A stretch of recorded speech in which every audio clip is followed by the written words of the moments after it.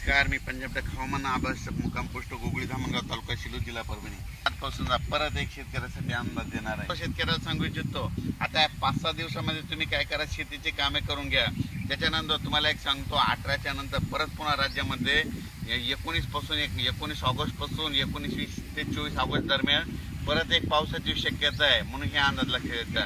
त्याचा अंदाज नंतर दिला जाईल, पण तरी एक माहीत असं म्हणून सांगतो, 18च्या नंतर परत एकदा पाऊस वातावरण तयार होणार आहे. म्हणून हा अंदाज लक्षात घ्यायचा. फुलंब्री ह्या भागामध्ये आणखी थोडा पाऊस कमी आहे, तर त्या शेतकऱ्यांनी चिंता करू नये. सप्टेंबर, ऑक्टोबर आणि त्याच्यानंतर ह्या मागच्या ऑगस्टच्या आठवड्यात तुमच्याकडे खूप पाऊस पडणार आहे आणि तुमचे देखील छोटे छोटे तळे भरून जाणार आहेत. म्हणून ही खास करून तुमच्यासाठी आनंदाची बातमी.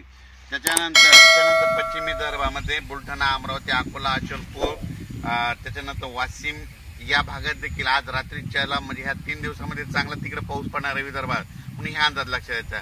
11 ऑगस्ट ते 15 ऑगस्टच्या दरम्यान फक्त मराठवाड्यामध्ये जरा चांगलं कडक ऊन पडणार आहे, पण राज्यात संपूर्ण असं एकदम संपूर्ण राज्यभर 11 ते 15 मध्ये कडक ऊन राहणार नाही. कारण की तुम्हाला एक सांगतो, 11 ते 15च्या दरम्यान तुम्हाला एक सांगतो की पूर्व आपण जिल्ह्यावाई घेऊ, नागपूर, वर्धा, भंडारा, अमरावती, अकोला, अकोट, बुलढाणा, तसेच जळगाव, जामोद, त्याच्यानंतर जळगाव, त्याच्यानंतर धुळे, नंदुरबार आणि इगतपुरी आणि दिंडोरीच्या वरचा भाग, हे पट्ट्यामध्ये एक पाऊस असं चालू राहणार. म्हणजे तिकडल्या भागात ते पट्ट्यामध्ये 11 ते 15 देखील तिकडल्या भागामध्ये पाऊस राहणार आहे. त्या शेतकऱ्यांनी काय करायचं, जसे वेळ भेटेल तसं तुम्ही काय करायचं, ज्या दिवशी तुम्हाला 1-2 दिवस सूर्यदर्शन